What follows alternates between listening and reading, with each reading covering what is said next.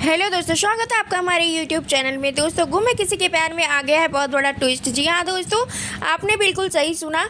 यहाँ पर सभी को पता चल गया है और रजत को भी पता चल गया है कि उसकी आई का एक्सीडेंट किसने किया था। जी हाँ दोस्तों, लेकिन यहाँ पर भाग्यश्री को पहले पता चल जाता है और वो जेल से छुड़ा लेती है जिगर को। जी हाँ दोस्तों, वो जाके कहती है सभी की आई से कि इसमें ज़रा सा भी दोष उस गाड़ी वाले का है, आपको कुछ और ही बोल देना है, क्योंकि मैं नहीं ऐसा चाहती कि मेरी बेटी और मेरी नातिन परेशान हो जिगर की वजह से। वो तो उसका क्या है, वो जेल में चला जाएगा तो तारा भी कुछ दिन में अपने आप को संभाल ही लेगी किसी तरीके से, लेकिन जब बड़ी होगी शक्ति तो उसका क्या होगा। उसको तो लोग यही कहेंगे कि वो एक अपराधी की बेटी है और बहुत कुछ कहेगी मुझे अपनी बेटी की बहुत ही ज़्यादा चिंता है। कुछ भी हो जाए तो बच्चे होते हैं, किसी भी तरीके से हमें उसका सपोर्ट करना चाहिए। एक मौका तो मुझे ऐसा लगता है कि जिगर को भी देना चाहिए। यहाँ पे ईसा को समझ में बात आ जाती है। वो कहती है कि आप चिंता मत करिए, मैं भी आपकी परेशानी समझ सकती हूँ और मैं ऐसा कुछ नहीं करूँगी जिसकी वजह से आप सबको परेशानी हो, और आप बिल्कुल अब निश्चिंत रहिए, मैं अब ऐसा कुछ भी नहीं करने वाली हूँ।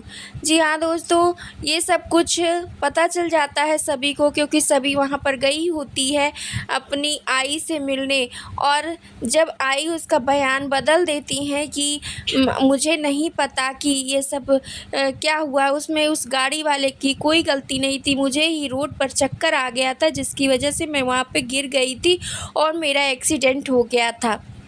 और ये कहने की वजह से इंस्पेक्टर साहब वहाँ से चले जाते हैं और यहाँ पे सभी बोलती भी है कि आई आप ये क्या कह रही हो, आप क्यों उस गाड़ी वाले को बचाने की कोशिश कर रही हो। तभी ईशा बोलती है कि मैं ऐसा कुछ नहीं कर रही हूँ इंस्पेक्टर साहब, जो कुछ मैं कह रही हूँ सब कुछ सही है, मैं अपने होशो हवास में कह रही हूँ, आप मेरी रिपोर्ट को ही सही माने।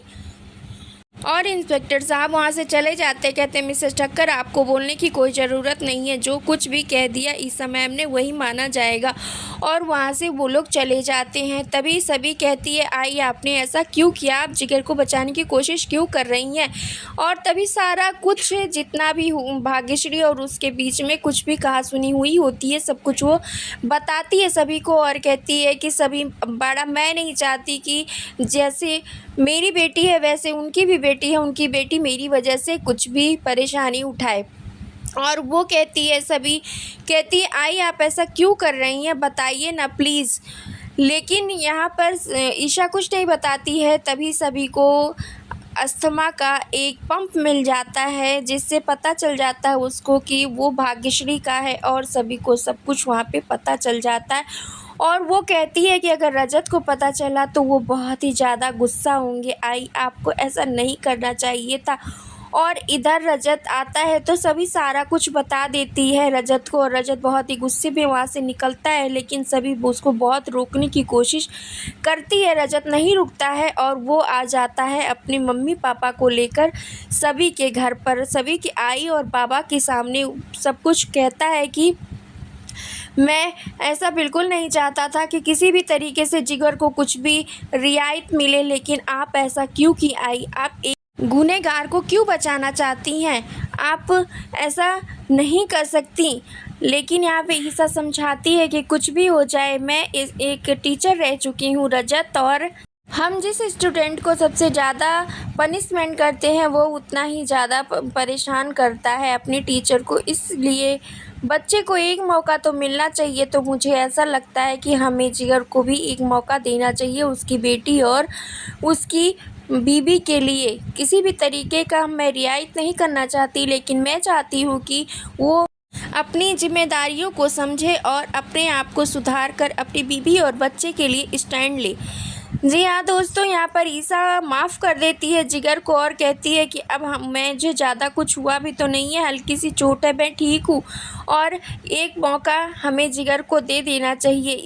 फिर यहाँ पर रजत बोलता है कि कुछ भी हो मैं उसको नहीं माफ़ कर सकता, जो गलती करेगा उसको सज़ा मिलना ही चाहिए। आप लोग एक गुनहगार को सज़ा से बचाने की कोशिश कर रहे हैं, जो कि बिल्कुल ही गलत है। मैं इसमें आप लोगों का साथ नहीं दे सकता, और अगर आप लोगों को उसका साथ देना है तो आप लोग बेशक दे सकते हैं, लेकिन मुझे इन सब से दूर रखिए प्लीज़। और इधर वो सभी के साथ में आता है और कहता है कि मुझे कुछ दोस्तों ने इनवाइट किया है, जिसकी वजह से मुझे जाना है। वो पुराने दोस्त है और मुझे उनसे मिलना है, लेकिन मैं वहाँ पे नहीं जाना चाहता हूँ। तो सभी कहती है कि अगर जो कुछ भी होना था रजत, वो तो हो गया है, और आप अगर जाएंगे अपने दोस्तों से मिलेंगे तो आपको अच्छा लगेगा।